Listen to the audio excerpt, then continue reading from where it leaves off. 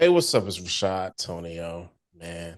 X-Men 97, episode 3, Fire Made Flesh. Yeah, All fire made spoilers. flesh. Yes. Gotta talk about the thing to talk about the thing. And there's a lot of things going on in the world right now. It's it's a wild time. But we're gonna focus on X-Men for now. Yeah. Yeah. And yeah, man. Man, Tony, this show, man, I did not realize I, I I I hoped I had high hopes. You know what I'm saying? Hmm?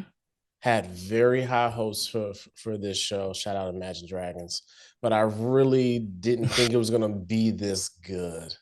And I was waiting. I too, like Jerry Cole, was waiting for the fall off. You know what I'm saying? But and it didn't happen. You know what I'm saying? And it was this episode right here, yo. It cemented that they not playing no games. Hmm. I don't know what happened to Bo DeMayo, no Diddy or whatever with him, Hmm. but like Not no Diddy. it's crazy, man. This show was so good, so good. Rant This over. show, this show right here, my man, is God.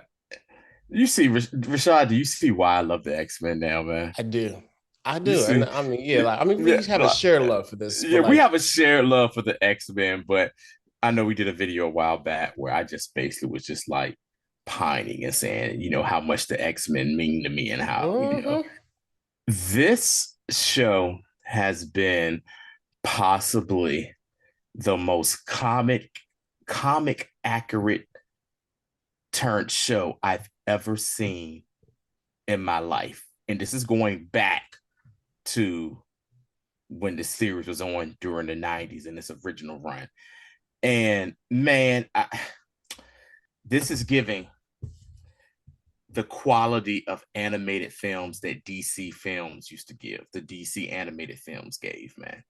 DC animated films were top notch, and it used to boggle my mind on, good God, y'all are doing this with these films, DC. Why can't y'all do this with the live action? Y'all doing this with these animated films. Why can't y'all do this with the live action film? I mean, it just get those writers and put them in charge of that for DC. But that's neither here nor there. But it's just like the the Yeah, yeah. this is the quintessential X-Men that I love. This is the X-Men that I wanted to see in the movies that we never really got a chance to see. The interactions, it's not just about running away, blowing stuff up. It's the interactions, it's the relationships, it's the callbacks to to relationships. It's secret wants and desires and everything in this. It's the human element of the X-Men that has, touched me, no Diddy, and other people, in their life. Man, so let's just hop into this, my guy.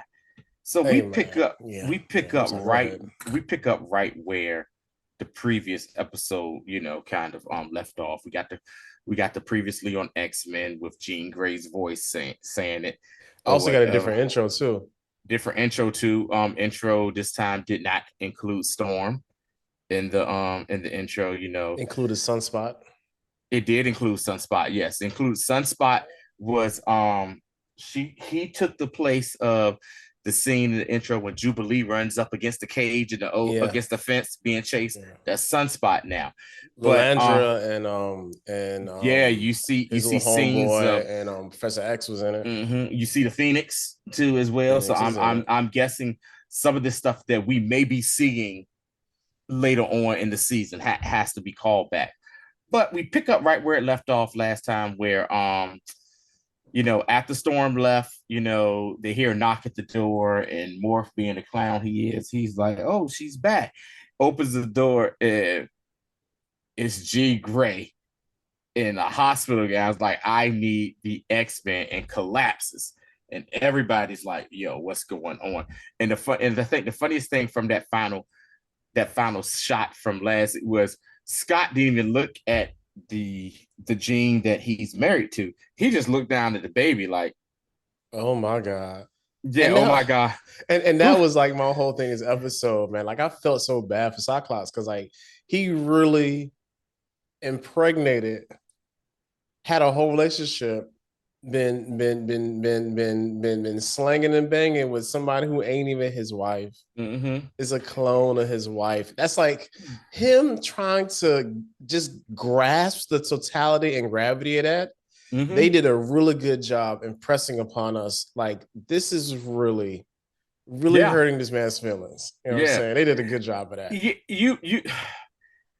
it's almost like he was sexually assaulted almost too.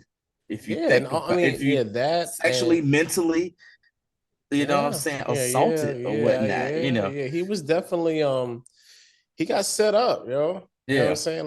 Like that was Mr. yeah, Sinister's wow, yo. yeah. Mr. Sinister's on some other stuff. So we see, the Jean. So they come in there, and the Jean Grey lookalike is like being checked on by Beast, and they're like, "Yo, what the hell's going on here?" And Magneto's looking like, yo, this evidently, obviously, is a clone or something is going on here. And then like so, and so like the Jean Grey that we know of is like, I'm trying to read her mind. It's just in pieces all over. It's not complete. I can't really get through. And so Beast is like, oh snap, we got a problem here. And they're like, well, what's wrong? He was like, yes, I took some genetic coding from this Jean Grey imposter in Eugene, and this imposter is actually the real Jean Grey. And she's like, what? It's like, Ain't what the hell? ain't no way. Ain't no way. So what you trying to say? And she was like, yeah, her genetic codes and makeup and tests are of the right age where this is Jean Grey. Yours is of the newer brand. So you're the clone. And then you see everybody just looking at her like, hold on now. Mm, What's this going on here? And so she's getting pissed off and she snaps and she's like, whatever, I'm the real Jean Grey. Y'all know what the hell you're talking about. And she says, and then she pulls, and a woman, give me my baby. She snatches that baby out of sight. Give me my baby. And Cyclops is like, and she's like, come on, Scott, man. She's like, baby, you know me, Scott. Like, you know, this is that. Scott's like, ah, I don't know what to believe. I don't know what to believe here. And like, she's like, wow. And so then she proceeds to go into her bedroom with the baby and is like, don't worry, we're going to get this all figured out. And my man, Nathan Essex, aka Mr. Sinister, started to communicate with her. They're like, hey, come on home to daddy, girl. And she's like, what the hell you talking? He was like, yeah. And she looking around like, what? She's like, yeah, I created you. And so it hit you a her like, clone. you a clone. You ain't the real thing. And then she's like, well, what did you do this all for? And then she realized, yo, you wanted this for the baby? Because ever since the original X-Men anime says, Mr. Sinister has had some type of hard on for Jean and Scott, yo, for real. He's wanted like their genetic makeup, their DNA ever since the 90s, what I'm saying, episode. And we're all sitting here like, what's his deal with that? Well, he wanted that baby because he said like they had some of the most perfect mutant like combination gene cells. And he said that kid would be crazy, powerful, whatever. So the rest of the X-Men are in the crib and they're just trying to figure stuff out or what's up. And then Magneto's like, hey. And then Magneto's like, yeah, because she had a vision of Mr. Sinister. And Yeah. Magneto's like, yeah, Sinister's behind this. We need to get that. He wants that baby. Go get that damn baby, Scott, from that woman. And in the meantime, Mr. Sinister's telling, like, what we now know as as the fake Jean Grey, the clone Jean Grey. He was like, girl, you can't. He pulled the Ike Turner. He was like, girl, you can't escape me. I'm all up in here. You can't escape me, anime Bullock. You can't escape me. And she was like, what? And he activated his little, I guess, implant chip, aka Order 66 style into her. And execute order. Right, he executed Order X-Men 66 on her ass, and she daggone flipped and turned evil. Came out there with the black sexy lingerie cape outfit. I'm the Goblin Queen. I'm the Goblin. I'm the Goblin. Look at it. I'm the Goblin Queen. I bet you are the Goblin Queen. I bet you are the Goblin. That's how that baby got here. Anyway, she proceeds to like completely screw with everybody's mind. Yeah. And I love this scene, Rashad. That was a straight horror. We had like a 5-minute horror movie. Yeah, it was a 5-minute horror movie, but also it gave us a chance to look into the minds to see what all their deepest soccer secrets are and their fears. And I mean, it was wild. First of all, before that even happened, let me just say this. Morph is a jackass, yo, for real.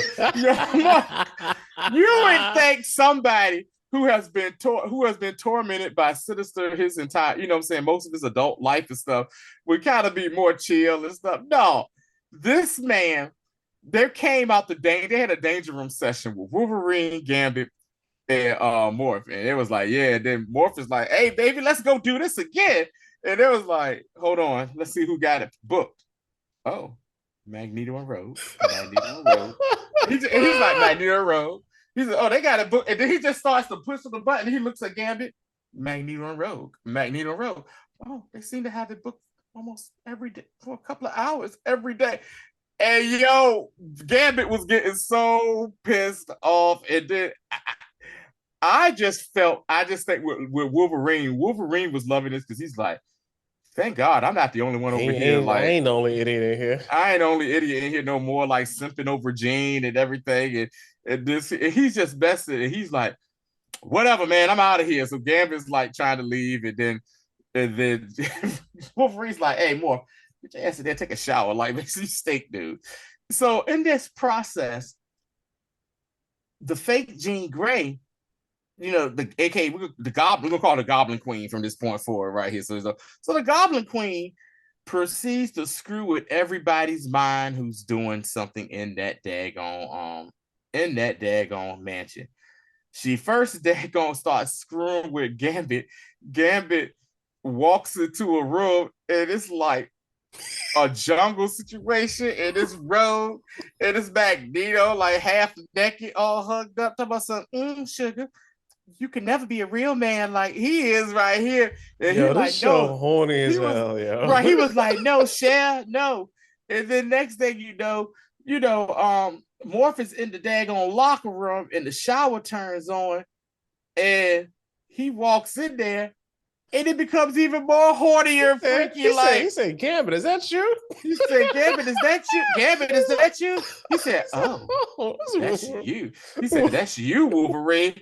And then he proceeds to sprout a more version of Wolverine claws, talking about something. Let me help you with them hard to reach places. I said, they really did go there with Morph. I was like, they really went so weak. Like, hey, yo, I was so, no disrespect. No disrespect. Because it just was hella funny. You know what's funny? Because the last week I was like, does Morph like Wolverine? Because remember, like he was like they was chilling outside. He bought the little like the food, the 6-pack or whatever. And like and like Wolverine seems like the really good best friend, and Morph was like, I sure do love Wolverine. Yeah, it's like I thought, because I know that they said for this new series that Morph was going to be what is it, non-binary or whatever, and that's why they have him with like the gray, that because that's how he looks in the comic, the gray skin and everything like that. They said he's going to be non-binary or whatever, and yeah, it seems to show. And I was thinking like, I wonder how they're gonna play this. And oh yeah, but they sure enough have it where he has a hots for the little 5'3", the 5'4" hairy man with the claws. He told that man I was scratching. When he pulled the claws out the shot, that's what I was like. I was like, what the hell? And then he said, let me help you with those hard to reach places. I said, oh shit. Like I said, No disrespect, love you or love, but that shit was funny because it Nah, was just I unexpected. was crying, yo. Yeah, And and and and so and yo, and like Sunspot and in and Jubilee, Jubilee was like really close on the couch, chilling, eating a uh-huh. little popcorn, watching a little movie. You know what I'm saying? And like the And movie then it kind of, became a scene from The Ring. yes, it really did, yo. It really was the ring, yo. The ring, yo, that's a whew, Trip, yeah, I hated exactly, that, yeah. yo. Yeah. You know, like the hall like that. But nah, yo, Yeah, but it was cool. And who else was they tripping with? It's tripping with Beast a little bit, you know what I'm saying? With yeah. some I forgot what Beast was, character that was. yeah, Beast, he go to the elevator, that thing opened up, he said, oh, it seems as if that we both on the wrong floor right now. Beast is like, what the hell? You know, like, what the hell is this going on? Meanwhile, Magneto and Rogue are like, they're not on the premises, but they're doing like a routine scout like little like You know what I'm around, saying? I guess, They out the gallivant house, you know around what the I'm saying? mansion, or what, they're not in the house. And then Scott and Bishop they kick in the door to the room and like, oh snap! Like he's like, Gene, Nate, where my baby at? The daggone toys in the room start. It gave Poltergeist vibes, yo. Cause the toys came Mm-hmm. alive, the furniture and stuff. And then Goblin Queen is like, yeah, what's wrong, Scott? Talking trash to him and stuff, and then drops them down to like the first level of like the second or first level of hell because Beast was like, well, it seems as if she has a flair for Dante. Mr. Sinister got a flair for Dante's Inferno because, like, if you ever read that, I'm saying, that poem or whatever it was that I remember I had to read back in the day, it takes Dante's trip through all the levels of hell or whatever, and they're fighting these like demons and the rest of the X-Men, come together, and then and another thing I love, the team ups. Bishop, where Bishop was using his gun at first, and he was like, "Yo, hey Scott," he says, "Scott, hey, give me a little boost here, baby." Cyclops proceeds to blast him with his little eye beam, and you see Bishop get Diesel bigger than it, and then he just starts blasting and murking everybody, and murking all the demons or whatever, and then the Goblin Queen shows up, and she's still doing her thing. But then Jean Grey finally wakes up out her little coma. Hallelujah, Jean Grey. And she Mm-hmm. was like, this is enough. And the Goblin Queen, and just completely broke the daggone Goblin Queen trance or whatever. And she took the baby and they went home to go see her daddy, Mr. Sinister. And they're just all like, all of them are shook. Magneto and Rogue walk in and like, oh. Then Rogue going over to Gambit. Hey, Sugar, I'm sorry I won't hear Magneto. Hey, what's the status report here, guy? What's going on? I'm the leader of the X-Men. And then that's when Morph was like, yo, it's Sinister, man. He was like, and then everybody, who was it? It was Sunspot was like, Mr. Sinister. He was like, yo, the evilest man, the most evilest like man I've ever known. And you have no idea. Because Morph's still suffering from PTSD from all the stuff that By Sinister far. done with him. And you even see that in the opening credits too, in the opening credits that run or whatever. So then what happens from this point? We go, Yeah, they go to Sinister's. yeah, they go to Because Morph Sinister's, was like, yeah, I know where he's at. right. And they proceed to go to Mr. Sinister's little hideout. Uh-huh. And they get to the door and they are By the greeted way, is it by me? Is it me, or did that hideout look like look like the house from the opening of the Scooby Doo cartoon from back in the day? The bats came out. That's it. Sinister. I said, yo, Mr. Sinister is in the Scooby Doo haunted house. That is funny. Old Transylvania ass looking house, you know what I'm saying? It's old man Withers, so I want to get away with it. So you and your meddling kids and the stupid dog too. But Yeah. Mr. Smithers mansion out here. Yeah. So they go in there and like he's doing like crazy experiments. And the funny thing is, he looks at he got Nathan and he has his kid. He's talking to him like, look, man, you about to be the best thing ever. And he drops him in a little vat. You know what I'm saying? Just like not like he's not a child. And straight specimen. That's all this man is like 6 months old, yo. He can't support his neck like that for real. Right. So he drops him in the vat. and he's in it, he's like suspended in it, and like basically he gives him the techno virus. You know what I'm saying? So he can be like the ultimate mutant, so to speak. And we see the crew rolls up, gets greeted at the door by the Goblin Queen. And yeah, she starts to wreck shop on them for a little bit. You know what I'm saying? Until Jean wakes up at the house and was like, yo, I gotta help him. And you can remember she was like suffering almost from psychosis because because she couldn't control her powers because she just like and who's there to bring her back. It's your boy Wolverine. Wolverine's like, look at me. Remember how I feel about your girl. Yeah, like look at me. Come on, Jeannie. It's me, Jeannie. It's and then Wolverine. She said, Logan. And then you heard, she said, I didn't know you. She said, you really feel like this all for me? I said, Scott, your days might be numbered, my guy. For your days like, might be look, numbered. Yo, you don't had a fake baby with a clone of her. Yeah. I feel like the doors wide open for Wolverine. But anyway, and if Jean Grey was a black woman, she'd be like, so you can't tell the difference between me and a clone? Let me stop. Come on, Rashad. That was so good, yo. And I'm upset I didn't think about that first. You can't tell the difference between me and a clone. You didn't know me since I was little. We're teenagers. What's wrong with you, Scott? That is so good. Man, that's good. All right. You just gonna have a baby with somebody else? And marry this heifer on top of that, thinking it's me. She could never, that bum itch could never be me. I'm the real Jean Grey. I'm the real Jean Grey. That is so good, yo. All right, so Mrs. Dad, Mrs. Sinister's, they're catching that L. And Jean wakes up and she says, like, oh, I gotta go there. And Wolverine's like, oh, I'm not about to lose my baby again. You can't go nowhere. She's like, no. I'm gonna go this in my mind. Yeah. So she gets the Green Goblin. I'm sorry, the Queen Goblin, the Goblin Queen. Wow, I said the Green Goblin.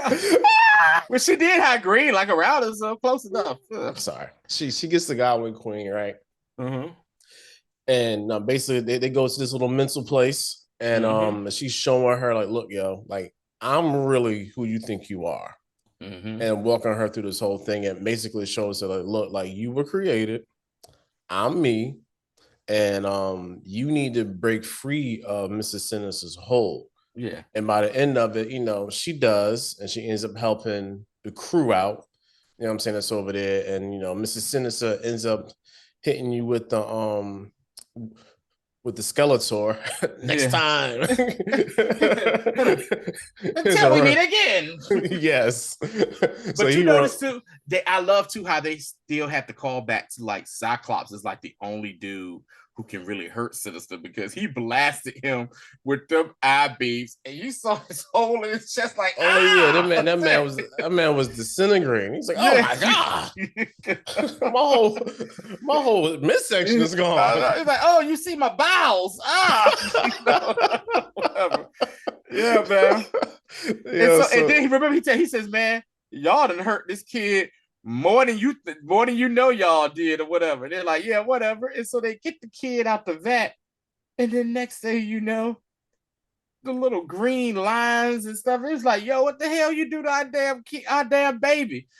And back at the mansion, Beast is doing his thing, and he's like, hey, this is some type of techno virus that's going on right here, and it's like going to consume.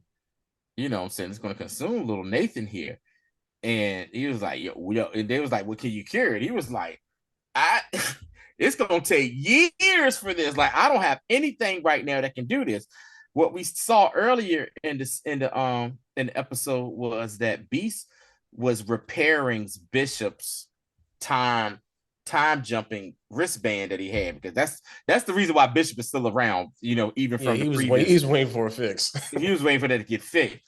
And then that's when Goblin Queen looked at Bishop and was like, hey, yo, we might not be able to do it at this time, but in your time, Bishop, because Bishop, I think, is like from the year like 2000, 2300 or something. I don't know. I can't remember. He's like he's from the distant future or Yeah. whatever. And then he's like, I don't know, but I know a guy.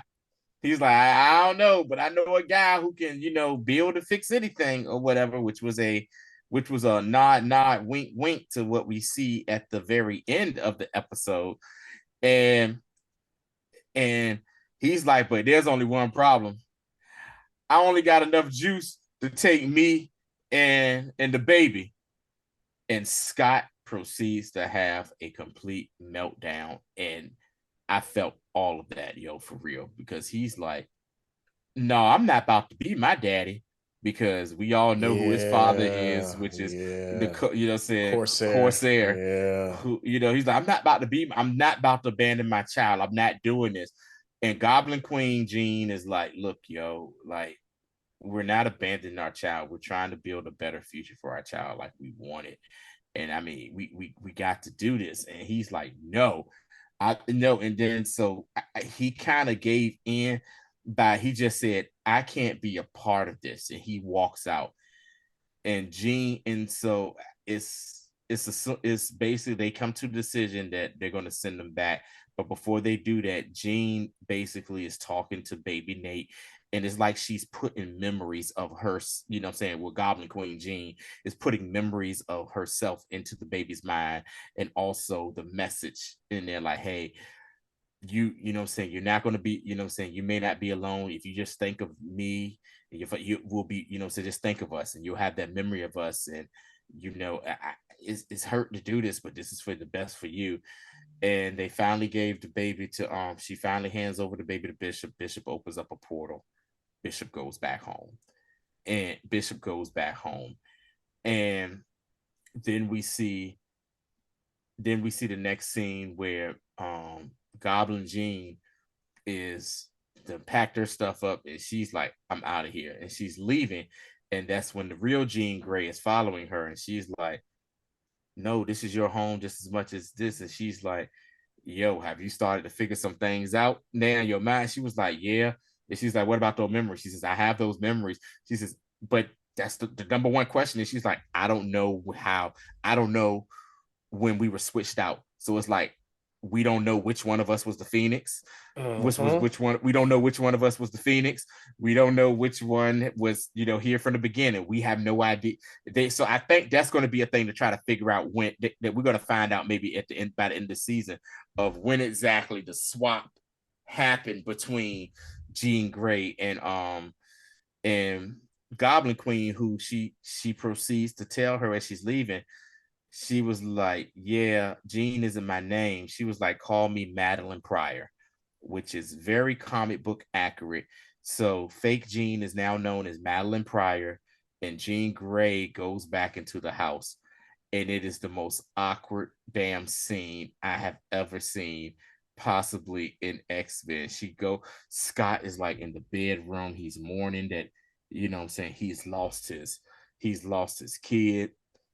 And now that the real Jean Grey is back, but he didn't had this relationship where he was clapping cheeks with Madeline Pryor, thinking she was Jean. So the real Jean Grey goes in the room, and they just look at each other, and they're just like, I just love how the shot looked. They're just both standing on one side of the room, staring at each other like, so what now? And then it kind of fades to black, but then it picks up and opens up where they're in Texas, like a little rundown, little saloon bar in Texas. Dive somewhere. Yeah, a little dive somewhere. I bet you that food in that jank probably slapped too up. Or that, or it's gonna make you sick. Either way, one of the two. So we see old Storm sitting there at the bar having her a little brewski and whatever, and then this man comes up with this luxurious ponytail, looking like Shabadoo Quanos. And he's like, hey, Storm, what's up, girl? And he was like, and she looking like, who the hell are you? He was like, hey, I'm Forge. I'm a friend of Charles Xavier. I may be able to help you with your problem. And it fades to black. So that was the episode. A fantastic episode. Like I said, you saw a lot of things and fears that the X-Men have. Just for some people who aren't familiar with the show, Forge is a mutant, and his mutant power is he can build anything he think of. He can create and build anything he think of. That is so wild. so that's like that's what he's about to probably try to build a machine to get Storm her powers back. Also, too, Forge is that's the same Forge that Bishop came from in the future. You know what I'm saying? So yeah, came from in the future in the previous carnation of the show in the 90s. So he's probably going to come up with a machine or something to cure little Nathan Summers that we later are going to find out is my man Cable, one of my favorite X-Men characters. Rashad, where do you think we go from here? I mean, knowing that the next episode is gonna basically be like the Motendo slash Life Debt Part 1, I think. Mm-hmm. So hopefully it'll be a longer episode, you know what I'm saying? Just like selfishly. But Yeah. of course we're gonna go through this process of one, them trying to get their lives back and like kind of like back on track after all this stuff happened. And Mm-hmm. then daggone what's your boy name? Mojo is gonna Mojo. come in and play games with them. And that's gonna derail them even more. And then so Mojo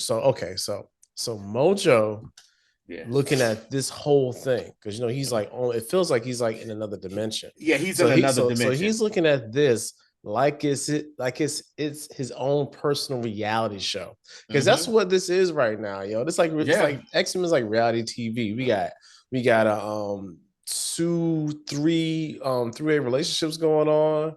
We got somebody who trying to smash the homie. You know what I'm saying? We got somebody who has a baby by another person. Mm-hmm. You know what I'm saying? Who thought was the same person. So it's a lot of reality TV stuff going on. And if they were smart enough to include all that into that half a Mojo episode, then I don't know what else to ask for from this show. Like I'm just saying, like that would be damn near perfect. And I'm not even gonna lie. It was 2 Mojo episodes in the original series. I or think whatever. so. Yeah, I don't remember. And those were 2 of my favorite. The first one was like one of my very favorite episodes from the whole series or whatever. Because Mojo is basically like an executive producer who's just like he's all about ratings. That world is a rating. So I'm pretty sure that we're gonna see Long Shot, the mutant Long Shot. We're gonna see Spiral out there because you saw I'm trying to say like a cameo of Spiral where Morph turned and Spiral with all her arms. Really random. Somebody who's all in favor of this? Put their arms up and stuff. So yeah, but man, yeah, this show is just hitting on everything. And like I said, you just have so many stories that what I'm saying they're going to be covered. Like I said, I'm not sure how many seasons of this is going to be, but we got 2 written already. Well, the first one and the second season are already written. I know they ain't trying to bring Bodemayo back, but he already wrote it. So if this is as good as that, they might as well go ahead and just pay that man. Just get that man his money, yo, and let him be on about his way. Cause like this is top tier. Yeah. I can't even lie, yo. Like I did not expect this to be this good. Like I said in our initial episode, when we was talking about what we hope about, just the transition from then to now, you know what I'm saying? And then making it modern, but still keeping it very in that time period. Of the time. And it's this almost is a perfect balance. Yeah. Because my big thing, like, because I was just like, man, I just hope I didn't even, not to say I didn't care if it was great. I just wanted them to do this show justice because it meant so much. It meant so much to me, along with other people, what I'm saying, of our generation, of our era as well. I just wanted them to do the show justice. And damn, it's 3 episodes and they've already gone above and beyond that, man. So shout out to Disney, Marvel, Kevin Feige for, first of all, shout out to Disney for purchasing Fox. That's the first thing, right? The purchasing Fox in the catalog. Then shout out to Kevin Feige for, because remember, he got his start doing Marvel movies on the original the first X-Men movie. He was he up there. So having him come out and bring this show back, for knowing that so many people loved it, but also as well doing it justice and going above and beyond. And yeah, man, just fantastic television, man. So if you For this is your real. first time watching, and this is your first time watching us, and you just happen to stumble across us, man, watch this series. And also do yourself a favor, if you really want to get caught up, what I'm saying, you can watch our little preview of the series, or you can do yourself another solid. You watching, what I'm saying, you probably got Disney Plus. Just go on back and binge the original You series, might man. as well. Yeah. Might I as mean, well. and it's not, and it will do you a favor. Like I've told Rashad before, like as far as animated shows and series or whatever, X-Men and Batman the animated series are my two favorite of all time. Yeah. Batman animated series is my number one. Like, Period. Yeah. yeah. So like, yeah, man, Yeah. like good show, good writing. Mm-hmm. Also, shout out to I know people was hating early on with the animation. Animation is killing it, yo. Yeah. Anyway, I hope you guys have an awesome rest of your day or night or whatever time it is you see this Yeah. or listen to this. Shout out to the people that are on Spotify for podcasts. Thanks for Yeah. listening. Everybody on YouTube, tell a friend. You know what I'm Yeah. saying?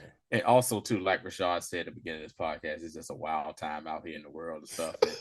And like for me and probably Rashad as well, our thoughts and prayers are with the families of the people affected in Baltimore with the bridge, Yeah. I'm saying, with the Yeah. Key Bridge collapsing, So for those of you who don't know, I work in news, and I live up here in the DMV, and I went in the morning and they was like, "Yo, you ain't gonna believe what just happened an hour and a half ago," and I literally covered that for almost most of my day when it happened, when it did. So shout out, saying, so shout out to the workers and prayers to those affected by this, man.